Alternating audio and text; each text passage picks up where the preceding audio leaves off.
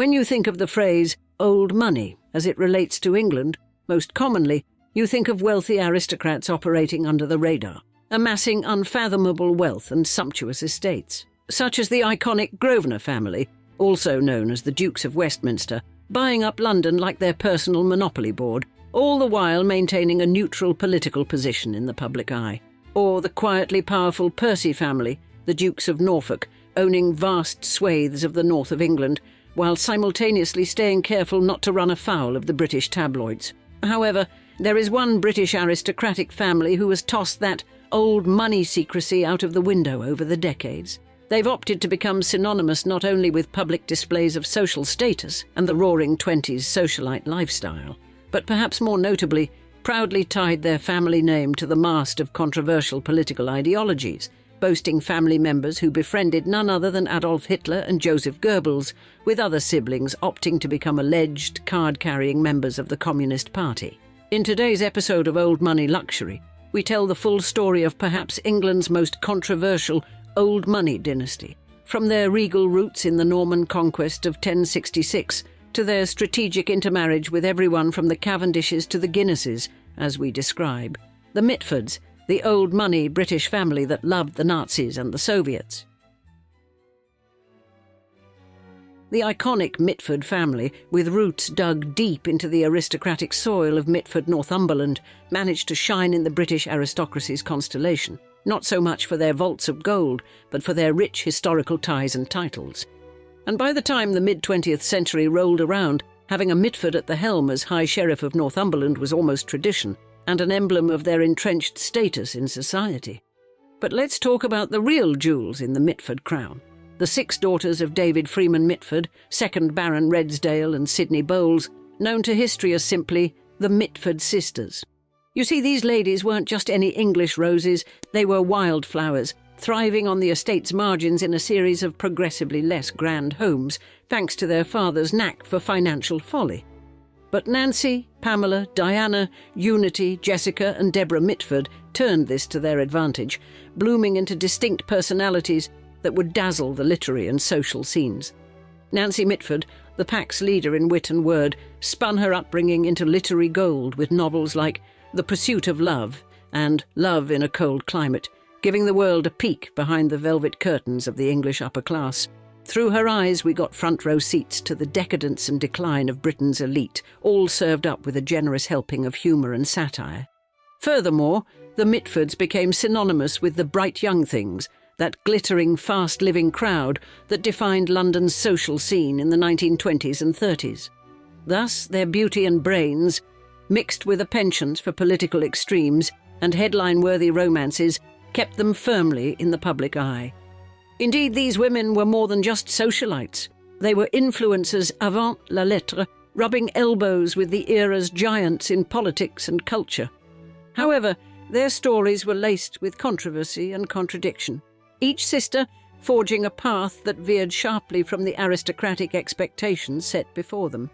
Notably, there was an ideological thunderbolt that split the family right down the middle, especially as the 1930s and 40s rolled in with their share of global turmoil. Unity and Diana Mitford veered sharply into fascism's embrace, with Unity buddying up to none other than Adolf Hitler and spending her days in Nazi Germany, and Diana tying the knot with Oswald Mosley, the head honcho of the British Union of Fascists. Their unwavering march alongside fascism, even as the world recoiled from World War II and the Holocaust, branded them as the family's black sheep in the eyes of both kin and country. On the flip side, Jessica Mitford played the family's wild card, chucking her aristocratic privileges for a deep dive into communism. Her bolt with Esmond Romilly, Winston Churchill's nephew and communist compadre, wasn't just a love story. It was a bold middle finger to her lineage and a hug to her ideological antithesis. Jessica's leap across the pond to champion civil rights and wield her pen as a journalist only widened the familial rift, turning the Mitford saga into a mirror, reflecting the era's seismic ideological shifts. And throughout their lives, the Mitford sisters, and family at large, had the legendary homes and estates to match their dynamic lifestyles. Nestled in the heart of the Cotswolds, Astor Manor and Swinbrook House were more than just scenic backdrops for the Mitford saga. They were the crucibles for the sisters' unique characters and convictions. These estates, emblematic of English pastoral charm, were the stages on which the drama of the Mitford family played out, shaping the sisters in indelible ways. But let's not overlook the legendary Mitford Castle. Sprouting from the roots of an Anglo-Saxon fort, by 1138, Mitford Castle boasted the unique claim of a pentagonal keep, the only one of its kind in England. Yet it faced the wrath of King John's Flemish forces in 1215 and suffered under Scottish invasions, bearing scars as testament to its tumultuous history. And before the glitter of Mitford Hall, there was the Mitford Old Manor House, the family's erstwhile half. This residence, while lesser known, served as a pivotal stage for the family's early narrative, embedding itself deeply in the Mitford lore. And then, the pièce de résistance, Mitford Hall. Erected in 1828, this architectural marvel was among the first masterpieces of John Dobson, set against a canvas of 5,000 acres of verdant splendour. With 50 houses and 7 farms under its domain, Mitford Hall reigns over a majestic landscape, its gaze stretching across open fields to where the River Wansbeck murmurs secrets past the brooding ruins of Mitford Castle. These estates, far more than mere buildings or plots of land, were the crucibles of the Mitford sisters' extraordinary lives.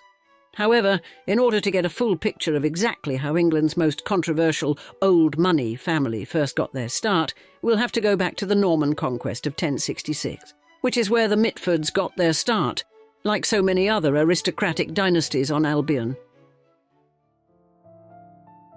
In the turbulent wake of the Norman conquest of 1066, a new chapter began for England, a saga of power, legacy and transformation that would etch the destinies of many noble houses into the very stone of the realm. Among these emerging titans was the Mitford family, their story unfolding under the shadow of this seismic shift in English history. Indeed, this Norman era birthed many well-known old money dynasties, such as the Percys and the Grosvenors, names that resonate through history to this very day, much like the Mitfords. As the dust settled on the battlefield, one John Mitford emerged, a figure both of his time and beyond it. With strategic acumen and a fierce will, he claimed the castle of Mitford in Northumberland, a fortress that would stand as a testament to the family's ascent. Thus, this early acquisition wasn't merely a home, it was a declaration of their lasting presence in English history. And as time marched on, the Mitfords didn't just rest on their laurels. Through marriages that would make even the most astute matchmakers blush, and the strategic gathering of titles and lands, they cemented their status among the aristocracy's elite. By the Anglo-Saxon era's end, the Mitfords weren't just a family, they were a barony, wielding influence and authority that others could only aspire to. Then, the Middle Ages threw the Mitfords into the midst of the border reivers' culture, a time of raiding and feuding that tested the mettle of many. Yet even here, amid the chaos, the Mitfords thrived, bolstering their status and laying the groundwork for future generations. The 17th century's reward came in the form of Charles II, bestowing upon them the castle and manor of Mitford, a nod to their unwavering loyalty and service to the crown. But the narrative of the Mitfords is not one to dwell solely on past glories. As the 18th and 19th centuries unfolded, figures like William Mitford, a historian and Member of Parliament, demonstrated the family's capacity for growth beyond their Northumberland roots. Therefore, William's strategic marriage and connections breathed new life into the Mitford saga, intertwining their destiny with that of the Dukes of Northumberland. These alliances were more than mere social contracts. They were the pathways to the British peerage, culminating in the creation of the Baron Redesdale title. However, the historic legacy of the Mitford family would be inextricably connected to the family's ups and downs in the 20th century, which is what we'll explore in the next chapter. During the roller coaster years of the 1930s and 1940s, the Mitford sisters Unity and Diana cut a swath through the political extremes of the time with a verve that could only be termed Mitfordian. Unity Mitford's deep-seated adoration for Adolf Hitler and her escapades in Nazi Germany, coupled with Diana's union to Oswald Mosley, the figurehead of the British Union of Fascists, painted a vivid picture of political divergence that left an indelible mark on their family's name and their personal trajectories. And Unity's dalliance with Hitler transcended the bounds of mere fascination. She was a fixture in his inner sanctum, sharing his company upwards of 140 times. In fact, Such was her fervour that she was bequeathed a golden swastika insignia by Hitler himself and enjoyed the privilege of a reserved box at the 1936 Berlin Olympics. Furthermore, her allegiance to Hitler and his cause was so entrenched that the outbreak of war between Britain and Germany drove her to an attempt at taking her own life, an act that resulted in a bullet permanently lodged in her brain, impairing her mental faculties until her demise in 1948. And Diana Mitford's engagement with fascism was no less pronounced, crystallising through her marriage to Oswald Mosley. Their nuptials, officiated in the domicile of Nazi minister Joseph Goebbels and graced by Hitler, was an unambiguous pledge of their political stance.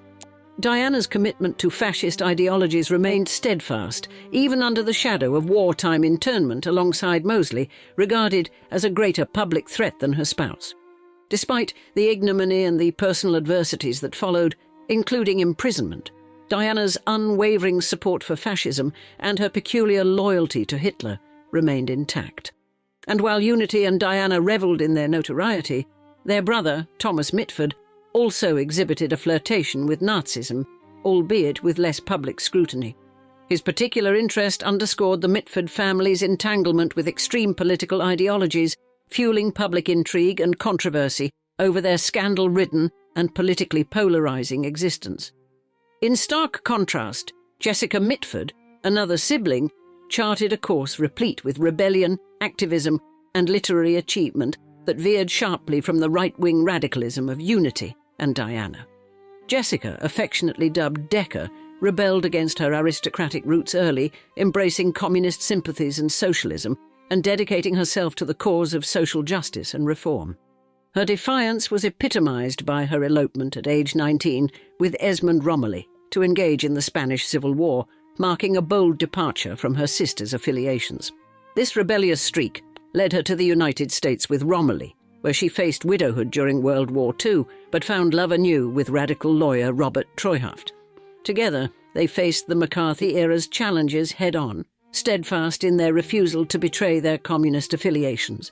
Jessica's literary career, highlighted by The American Way of Death, her seminal critique of the funeral industry, and other works exposing American societal flaws, distinguished her as a muckraking journalist committed to unearthing and addressing social injustices. Therefore, Jessica Mitford's life story sets her apart from her infamous fascist sisters and adds a wonderfully complex layer to this already iconic, old-money British dynasty. And yet, there are more sisters to investigate who would leave an unforgettable legacy on the literary field themselves. In the pantheon of English literature, Nancy Mitford not only secured a distinguished spot, but also sprinkled it with her characteristic humour.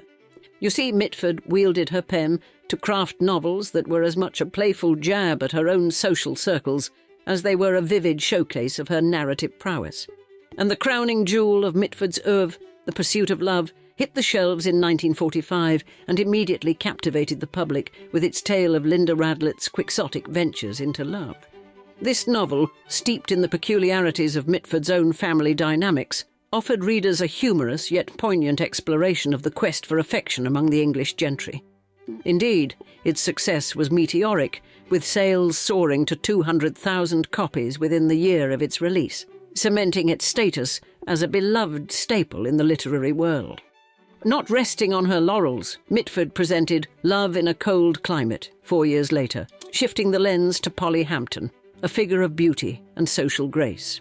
Through the familiar voice of Fanny, who also narrates The Pursuit of Love, this novel traverses the landscape of love, matrimonial aspirations, and the lofty expectations of upper-crust society, with Mitford's trademark incisive humour and keen observation. And while Nancy Mitford became a literary star, her sisters Deborah and Pamela charted courses that, though more subdued, were equally impactful in their own right. Deborah, the youngest of the Mitford siblings, embraced her role as the Duchess of Devonshire with vigour, dedicating herself to the revival of Chatsworth House. Her efforts not only salvaged a key piece of England's architectural heritage, but also opened its splendour to the public, earning her recognition as a steward of cultural legacy. Pamela, the most introspective of the Mitford sisters, chose a life far removed from the limelight and the political storms that often engulfed her family. Her private existence, while not as publicly documented, offers a glimpse into the quieter, perhaps deeper currents of the Mitford family narrative. Thus, the other Mitford sisters, each in her unique way, have woven their threads into the fabric of English cultural and social life. Nancy, with her satirical insights into the absurdities and intricacies of aristocratic existence, and Deborah, through her dedication to heritage conservation, highlight the diverse legacy of a family that continues to fascinate and inspire. With such an illustrious and contrasting family dynamic, surely we'd love to know what the current living descendants are up to. With that said, let us get an update on the living Mitford family members in the next chapter. In British aristocracy, few names sparkle with the lustre of Peregrine Andrew Morney Cavendish, the 12th Duke of Devonshire. With a lineage that intertwines with the country's history, his life story reads almost like a novel from a more genteel era, albeit with modern twists. Born on the 27th of April 1944, at the illustrious Chatsworth House in Derbyshire, England, he emerged as the sole surviving son of Andrew Cavendish, the 11th Duke, and none other than Deborah Mitford, the youngest of the Mitford sisters. And it is against the vivid backdrop of his mother and aunt's fame that the Duke, affectionately dubbed Stoker, ascended to prominence following his father's passing in May 2004. However, his pre-ducal titles of Earl of Burlington and Marquess of Hartington were but stepping stones to the storied Cavendish legacy, his paternal family, whose roots and influence in British society stretch back to the 16th century. Under his stewardship, the Cavendish fortune, conservatively pegged at £905 million, and the stewardship of Chatsworth House, a jewel in the crown of England's cultural heritage, continue to thrive. Beyond the walls of his ancestral home, the Duke's impact is felt in various spheres, including his roles as Chancellor of the University of Derby and Her Majesty's representative at Ascot. And Deborah Cavendish, or Mitford, his mother, played a pivotal role in the renaissance of Chatsworth House, transforming it into a beacon of cultural and commercial success through her visionary enhancements to its gardens and the expansion of its retail and dining facilities. Another notable figure with Mitford ties is Jonathan Bryan Guinness, the third Baron Moyne. As the son of Diana Mitford, Jonathan's life narrative is equally imbued with both the privilege and the complexities inherent to his heritage. Also born into the Guinness brewing dynasty in March 1930, his journey has been marked by diverse business pursuits and his fair share of controversy, notably his acquittal in a Swedish financial scandal involving Truster. Yet, it's not just the boardroom battles that define him. His advocacy for the Falun Gong movement and his tenure as a non-executive director of Guinness plc speak to a broader engagement with world affairs. And his literary foray, a detailed account of the distiller's takeover scandal, offers a rare glimpse into the corporate drama that once threatened to estrange the Guinness family from their ancestral enterprise. Among these, Jasmine Leonora Guinness emerges as a beacon of style and entrepreneurial spirit. Born in September 1976 to Patrick Guinness and Liz Casey, Jasmine not only carries the legacy of the Guinness brewing empire, but also the unforgettable mark of the Mitford lineage through her great-grandmother, Diana Mitford. Educated in the arts and propelled by her heritage, she carved a niche for herself in the fashion industry, stepping onto the scene in 1994 and eventually founding the whimsical toy shop Honey Jam in the heart of London's Portobello Road in 2006. Her nuptials to Gawain O'Dare Rainey in 2006, festooned with the presence of notable personalities, and her role as a mother to three, underscore the personal joys and commitments behind her public persona. Professionally, Jasmine has lent her visage to brands like Armani and Shu Uemura, and her familial legacy was celebrated in events like the Arthur's Day festivities, paying homage to her ancestor, Arthur Guinness. But the narrative of the Mitford sisters, known for their dazzling beauty, controversial political stances, and literary prowess, also finds a continuation in Jasmine's endeavours, blending the glamour of fashion with the gravitas of history, and Max Rufus Moseley, another scion of the Mitford legacy, navigated a path distinct from Jasmine's, yet equally compelling. Born to Oswald Moseley, the British fascist leader, and Diana Mitford, Max's life was shadowed by his parents' notorious past. However, he carved out a distinctive legacy as a lawyer, racing driver, and later as the president of the Fédération Internationale de l'Automobile, where his advocacy for safety reforms in motorsport and his role in transforming Formula One into a global spectacle underscored a life dedicated to innovation and change. Despite his achievements, Max's life was not without controversy, including a landmark legal battle for privacy that highlighted his complex relationship with his family's history. And last, African-American academic James Forman Jr.'s lineage introduces another fascinating patterner of the Mitford narrative. The grandson of Jessica Mitford, James's career as a legal scholar, and his book, Locking Up Our Own, Crime and Punishment in Black America, which won the 2018 Pulitzer Prize for General Nonfiction, reflect a commitment to social justice that mirrors the activism of his parents, James Forman Sr. and Mitford family member, Constantia Romilly. His co-founding of the Maya Angelou School in Washington, D.C., further exemplifies a life dedicated to activism and advocacy. Therefore, these living descendants of the Mitford family, each pursuing distinct paths, underscore the enduring impact of their heritage. From fashion and philanthropy to motorsport reform and legal scholarship, their lives reflect a diverse yet interconnected legacy that continues to influence and inspire across generations and fields. And now, we'd like to see you in the comments. Which aristocratic British family would you like us to cover next? We always love hearing from you, and we try to base every video we do on your direct feedback. We'll see you below with your thoughts. And thanks again for joining us. Cheers until next time.